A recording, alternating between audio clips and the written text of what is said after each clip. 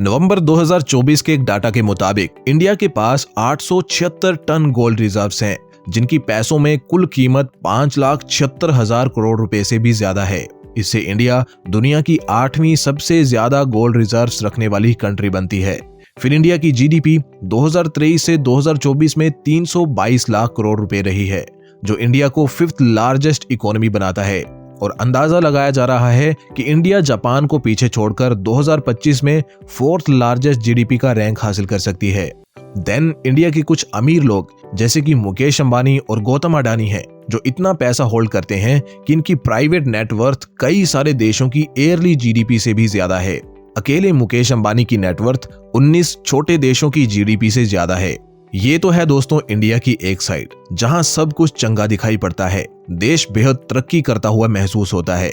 लेकिन फिर इंडिया के ही कुछ और डाटाज हैं जो चिंताजनक हैं, जैसे कि इंडिया भुखमरी रैंक में, जिसे वर्ल्ड हंगर इंडेक्स रैंक कहते हैं, उसमें 127 कंट्रीज में से 105 पर है। और ये रिपोर्ट तो आपका दिल ही बिठा देगी कि हमारे ही देश में भूख और कुपोषण के कारण अंदाजन 4500 बच्चे हर रोज अपनी जान गंवा रहे हैं। ये तो था गरीबी रेखा के नीचे वाले लोगों का हाल। अब बात की जाए मिडिल क्लास की, तो हालात कुछ उनके भी ठीक नहीं है। देश में सबसे ज्यादा मेहनत और ईमानदारी के साथ काम करने वाला ये तबका हर साल सबसे ज्यादा इनकम टैक्स पे करता है, सारे रूल रेगुलेशंस को फॉलो करता है, लेकिन फिर भी सबसे ज्यादा इसी को पीसा जाता है। महंगाई की मार हो या ईएमआई का भार, सब कुछ एक मिडिल क्लास ही झेलता है। सालाना 5 लाख से 30 लाख तक की इनकम करने वाला एक मिडिल क्लास चाहे तो इजीली अपने हालातों को बदल सकता है, लेकिन लैक ऑफ फाइनेंशियल नॉलेज की वजह से पूरी लाइफ सफर करता है। गरीब और मिडिल क्लास और अमीरों के बीच सबसे बड़ा डिफरेंस यही होता है कि गरीब अपनी प्राइमरी इनकम से कंफर्ट की चीजें जैसे घर, गाड़ी और कपड़े खरीदते हैं, जबकि रिच माइंडसेट वाले लोग अपनी प्राइमरी इनकम से ऐसी चीजें खरीदते हैं जो उनके लिए सेकेंडरी सोर्स ऑफ इनकम बनता है, और फिर इस सेकेंडरी इनकम से वो लग्जरीज बाय करते हैं। यानी कि rich buy assets and then these assets buy them luxuries. और यही कारण है कि अमीर और ज्यादा अमीर होते जाते हैं और गरीब और मिडिल क्लास गरीब ही रह जाते हैं। दोस्तों, आज की वीडियो में मैं 4 ऐसे ही एसेट्स आपके साथ शेयर करूंगा जिनको रिच लोग खरीदते हैं रिच बने रहने के लिए। और अगर आपने भी इन 4 एसेट्स में इन्वेस्ट किया तो आपको भी अमीरों की श्रेणी में आने से फिर कोई नहीं रोक पाएगा। So now let's begin. Asset number 1 है फार्मिंग बिजनेस। दोस्तों, अराउंड द वर्ल्ड फार्मर्स हर देश में बहुत तरक्की कर रहे हैं, लेकिन इंडिया से कई सारी ऐसी रिपोर्ट सामने आती हैं जिनमें किसान मजबूर हो जाते हैं अपनी खुद की ही जान लेने के लिए। और ऐसा इंडिया में इसलिए है क्योंकि किसान टेक्नोलॉजीज को एडॉप्ट नहीं कर पा रहे। लेकिन जो नए किसान, यंग किसान आजकल फार्मिंग में एंटर कर रहे हैं, वो बहुत तगड़ा बिजनेस भी यहाँ से बना ले रहे हैं।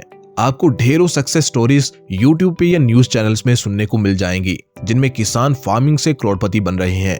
जिनमें से जो सबसे ज्यादा करोड़पति बनाने वाली फार्मिंग बिजनेस हैं, उनमें इंक्लूड है poultry farming, goat farming, bee keeping, mushroom farming etcetera. आप किसी भी तरह की फार्मिंग कर सकते हो, बट मैं गोट फार्मिंग का एग्जांपल लूं तो गोट फार्मिंग से आप कंपाउंडिंग का भी बेनिफिट ले सकते हो। आओ बताता हूं कैसे। मान लो आपने 10 बकरियां खरीदी और हर एक बकरी ने 2 बच्चे दिए, एक मेल और एक फीमेल। 1 साल बाद मेल गोट्स को आप सेल कर दोगे, जिससे आपको प्रॉफिट होगा।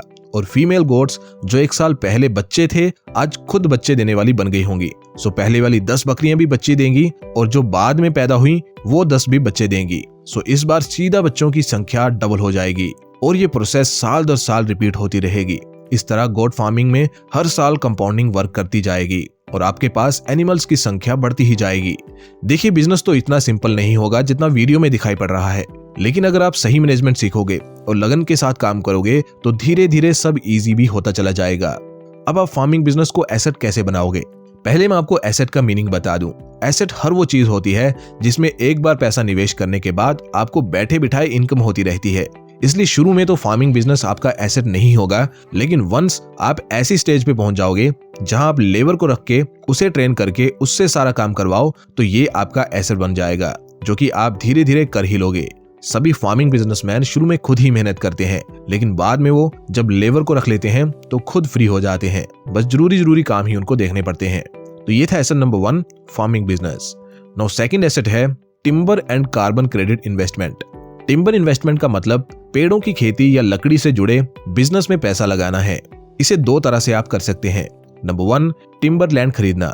जंगल या एग्रीकल्चर लैंड खरीद के उनमें तेजी से उगने वाली और हाई डिमांड लकड़ी को उगाकर और उसे कटाई करके बेचना।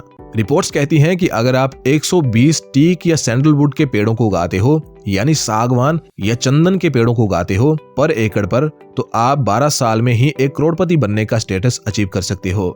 दूसरा तरीका यह है कि आप टिम्बर कंपनियों और फंड्स में इन्वेस्ट कर सकते हो। जैसे ऐसी कंपनीज के स्टॉक्स खरीद सकते हो जो टिम्बर से जुड़ी हो। टिम्बर में इन्वेस्ट करने के बहुत सारे फायदे हैं, क्योंकि यहाँ से आपको स्टेबल और सेफ रिटर्न्स मिलेंगे और टिम्बर की डिमांड भी बहुत तेजी से बढ़ रही है, क्योंकि फर्नीचर के लिए और कागज उद्योग में लकड़ी की भारी मांग है। और यदि आप लैंड खरीद के उसमें पेड़ उगाने का सोच रहे हो तो आपको बहुत महंगी लैंड भी नहीं खरीदनी पड़ेगी। आप सस्ती सी जंगल में कोई लैंड खरीद के इसे शुरू कर सकते हो। आपको 8 से 12% के सालाना रिटर्न्स इससे मिल सकते हैं। एक और तरीके से भी आप लकड़ी से पैसा कमा सकते हो और वो है थ्रू कार्बन क्रेडिट्स। जब तक आप पेड़ को काट नहीं देते तब तक आप कार्बन क्रेडिट्स बेच सकते हैं। लेकिन ये कार्बन क्रेडिट होता क्या है? कार्बन क्रेडिट एक सर्टिफिकेट होता है जो गवर्नमेंट आपको देती है पर्यावरण में कार्बन को कम करने के लिए। क्योंकि आप पेड़ उगा रहे हो सो आपको ये सर्टिफिकेट मिल जाएगा। गवर्नमेंट ने कंपनीज के लिए कार्बन एमिशन की एक लिमिट सेट कर दी है।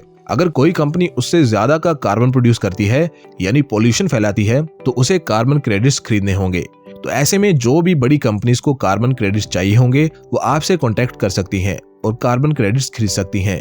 एक कार्बन क्रेडिट की कीमत $30 से $50 के बीच होती है, यानी अप्रोक्स 2000 से लेकर 4000 के बीच होती है।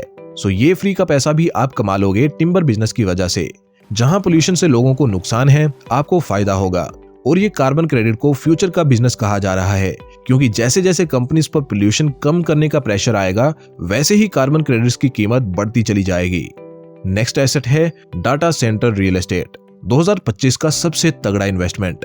आज की डिजिटल और ई कॉमर्स से भरी दुनिया में डाटा सेंटर रियल एस्टेट सबसे तेजी से बढ़ने वाला इन्वेस्टमेंट बन चुका है। AI, क्लाउड कंप्यूटिंग, 5G और ऑनलाइन शॉपिंग के विस्तार ने इस सेक्टर में जबरदस्त बूम ला दिया है। अगर आप ऐसा निवेश चाहते हैं जो सुरक्षित हो, स्टेबल कमाई दे और सालों तक बढ़ता रहे तो ये आपके लिए परफेक्ट ऑप्शन है। Data centre real estate digital दुनिया का सोना है। डाटा सेंटर असल में इंटरनेट की रीढ़ होते हैं, जहां कंपनियों के सर्वर, नेटवर्किंग उपकरण और क्लाउड स्टोरेज रखे जाते हैं। बड़े टेक दिग्गज जैसे Amazon, माइक्रोसॉफ्ट, गूगल और IBM लगातार नए डाटा सेंटर्स बना रहे हैं। डाटा सेंटर में निवेश क्यों करें? डाटा सेंटर में निवेश करने के कुछ इंपॉर्टेंट रीजन ये हैं। पहला है बड़े टेक कंपनियों की लंबी लीज। एक बार आपने डाटा सेंटर को किराए पर दिया तो सालों तक पक्का पैसा आपको आता रहेगा। दूसरा है मांग में जबरदस्त उछाल। AI, 5G और क्लाउड सर्विसेज की वजह से डाटा सेंटर की डिमांड बढ़ती ही जा रही है। फिर तीसरा कारण यह है कि ये कम रिस्क ज्यादा कमाई का भी साधन है। जमीन की कीमतें लगातार बढ़ रही हैं, जिससे आपका निवेश डबल ट्रिपल हो सकता है। देन आखिरी है इंडिया में तेजी से ग्रोथ। मुंबई, बेंगलोर, नोएडा, चेन्नई, हैदराबाद जैसे बड़े शहर डाटा सेंटर हब बन रहे हैं, जिस कारण इसकी ग्रोथ दिन दुगनी और रात चौगुनी तेजी से हो रही है। इसमें निवेश कैसे कर सकते हैं? सबसे पहला है कि आप डाटा सेंटर के लिए जमीन खरीद सकते हैं, फिर उसे IT कंपनियों को किराए पर देकर मोटा मुनाफा कर सकते हैं। फिर दूसरा है रीट्स यानी रियल एस्टेट इन्वेस्टमेंट ट्रस्ट में निवेश करना, या फिर ऐसी कंपनियों के स्टॉक्स खरीदना जो डाटा सेंटर के बिजनेस में काम करती हों। नेक्स्ट्रा डाटा लिमिटेड और आइकॉनिक्स जैसी कंपनीज इसका प्राइम एग्जांपल हैं। तीसरा है कि आप बड़े टेक प्रोडक्ट से जुड़े कंपनियों के साथ पार्टनरशिप भी कर सकते हैं। रिपोर्ट्स के मुताबिक 2025 से 2030 तक डाटा सेंटर इंडस्ट्री में 15 से 20% तक की सालाना ग्रोथ की संभावना है। लास्ट एसेट नंबर 4 है वेयरहाउस रियल एस्टेट। इंडिया में ई कॉमर्स और लॉजिस्टिक कंपनियों का जबरदस्त विस्तार हो रहा है। Amazon, फ्लिपकार्ट, रिलायंस और डीमार्ट जैसी कंपनियां हर जगह वेयरहाउस खोल रही हैं। इस सेक्टर में पैसा लगाकर लंबे समय तक शानदार किराया और प्रॉपर्टी ग्रोथ मिल सकती है। वेयरहाउस में निवेश क्यों करें? वेयरहाउस में निवेश करने के कुछ प्रमुख फायदे ये हैं। पहला, ई कॉमर्स का बूम। ऑनलाइन शॉपिंग की वजह से स्टोरेज और डिलीवरी सेंटर की मांग लगातार बढ़ रही है। दूसरा है 7 से 12% तक का सालाना रिटर्न। ट्रेडिशनल रियल एस्टेट की तुलना में वेयरहाउस निवेश ज्यादा मुनाफा देता है। तीसरा, टियर 2 और टियर 3 शहरों में बड़ा अवसर। छोटे शहरों में भी वेयरहाउस की मांग बढ़ रही है, जिससे ये आपके लिए एक बड़ी अपॉर्चुनिटी बन सकती है। चौथा है लंबी अवधि के किराएदार। एक बार किराए पर देने के बाद हर महीने पक्का पैसा आपको यहाँ से मिलता रहेगा। लेकिन अब सवाल की निवेश कैसे करें? आप 4 तरीकों से इसमें निवेश कर सकते हैं। पहला, वेयरहाउस जमीन खरीदकर किराए पर दे सकते हैं। हाईवे, लॉजिस्टिक हब और बड़े शहरों के पास जमीन खरीदें और उसे किराए पर दें। दूसरा और सबसे कन्वीनियंट तरीका वेयर हाउस रीट्स और स्टॉक्स में निवेश करें। प्रोलोगिस, ESR India, embassy industrial parks जैसी कंपनियों में आप निवेश कर सकते हैं। फिर आप कंपनियों के साथ पार्टनरशिप कर सकते हैं और ई-कॉमर्स कंपनियों को वेयर हाउस लीज पर दे सकते हैं। रिपोर्ट्स के अनुसार 2025 तक भारत में वेयर हाउस इंडस्ट्री में 20% तक सालाना वृद्धि होने की संभावना है। अब क्या फ्यूचर में भी ये निवेश फायदे का सौदा रहेगा? तो दोस्तों ऐसा है कि वेयर हाउस की मांग डे बाय डे बढ़ती ही जा रही है। तेजी से डिजिटल ट्रांसफॉर्मेशन और ई-कॉमर्स ग्रोथ जारी है, जिससे इस एसेट की डिमांड नियर बाय फ्यूचर में कम होने की संभावना बिल्कुल नामात्र है। फिर बड़ी टेक कंपनियां और निवेश इस सेक्टर में पैसा लगा रहे हैं, जो ग्रोथ को मेंटेन रखेगा। अगर आप एक लॉन्ग टर्म, हाई प्रॉफिट और कम रिस्क वाला निवेश चाहते हैं तो वेयर हाउस रियल एस्टेट आपके लिए सबसे बढ़िया ऑप्शन साबित भी हो सकता है। तो दोस्तों ये थे 4 एसेट्स जो आपके प्रेजेंट के साथ साथ आपके फ्यूचर को भी सिक्योर कर सकते हैं। आपका इन चारों एसेट्स के बारे में क्या सोचना है, कमेंट करके जरूर बताएं। दोस्तों मैंने जो 4 एसेट्स आपको इस वीडियो में बताए हैं वो सारे यूनिक हैं और पूरे YouTube पे आपको इसके बारे में बहुत कम इन्फॉर्मेशन मिलेगी। इसलिए वीडियो को जितना हो सके शेयर करो और अच्छी लगी हो तो लाइक भी कर दो।